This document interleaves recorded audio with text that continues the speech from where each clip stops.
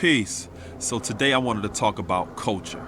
And what inspired me to talk about culture is sometimes I see those of us who approach the analysis of culture from a very one-dimensional perspective, and it limits our understanding.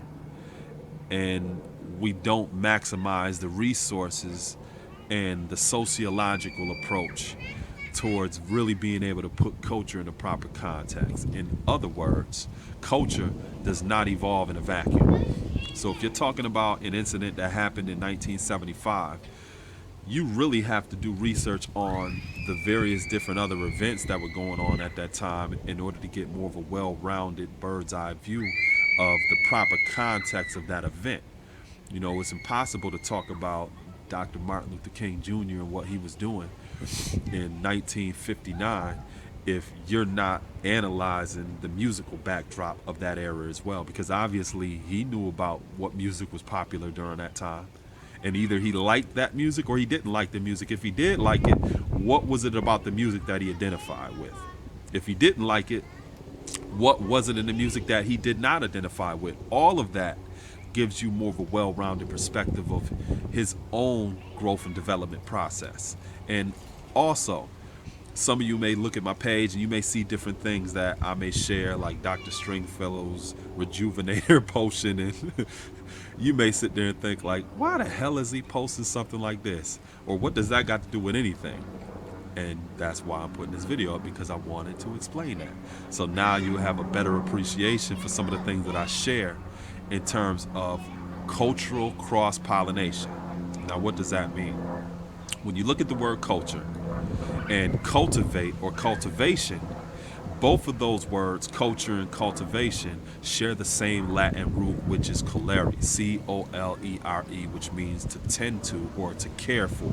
So whether you're dealing with the cultivation of plants or you're dealing with culture used to cultivate the growth and development of man, both of those processes are rooted in the idea of being able to care for or to tend to plants or man, right? Now, one thing about the cultivation of plants is you have certain plants that are native to a specific geographic location, and its cultivation depends upon the natural resources or the tending to of man in order for those plants to thrive in that geographic location.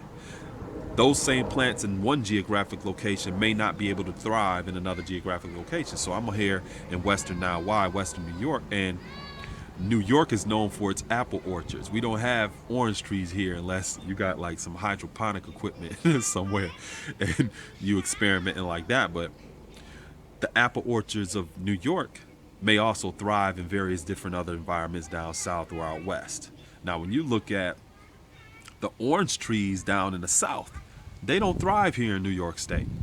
So they are not able to be cultivated in an environment like this because you don't have the natural resources or the skill set of men in order to tend to that growth and development process. Now, how do plants thrive in other different geographic locations, or how do they even get into different geographic locations? Well, one or two ways. Either the seedlings of those plants were transported to a different geographic location, planted there, and cultivated there, or you had cross-pollination, where they weren't transported manually, but just through a natural growth and development process. Culture functions in the exact same way. You have some cultural ideas or people activities that are not only native to one geographic location or people, that are transported or carried to other different geographic locations and carried out there for the expressed purpose of the growth and development of the people in that place. Or you have a process of cultural cross-pollination, where just simply because of proximity to a certain culture, you learn specific traditions, language, customs, or other different people activities. The same way you would have plants in one area, and through pollination, you see those plants start popping up, or variations of those plants popping up in a different geographic location. Why is this important? Because culture just like plants that are cultivated in a certain geographic location, doesn't happen in an isolated environment. Even if you strive to isolate it, you're still going to have some form of influence from that environment. When you consider some of the things that were going on in the mid 60s with the Father Allah and his companions and some of the younger 5% in Harlem at that time, in order to get more of a well rounded perspective of what was actually going on, you can't just look at one street in Harlem. You have to consider the time, the era. What was the musical backdrop at that time? What was popular in that time? Because obviously the people of that time were influenced by all of those different sociological things in its backdrop, the same way we are today. And you look at 1963, 64, and 5% is walking around in the streets of Harlem, and the father being around. You also had the father of rock music walking around in the village, Jimi Hendrix. You had Bob Dylan around during that time. And not only did their music represent a form of social commentary that influenced the world, the father and the kind of social commentary culturally that we share with the world became the precursor to hip hop culture. So some of these young 5% were well aware of who Jimi Hendrix was before he left and went overseas and began to basically blow up in terms of rock music. You had some of the young early 5% that even went to Woodstock.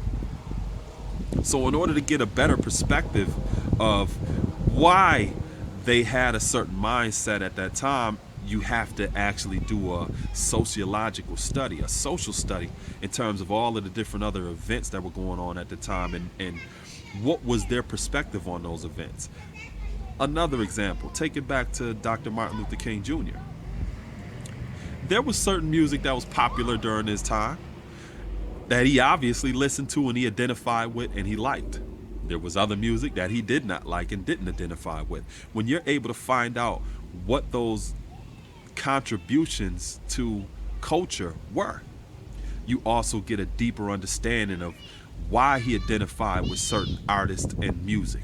What spoke within him that gave him a sense of connectedness with that music, or what didn't speak to him.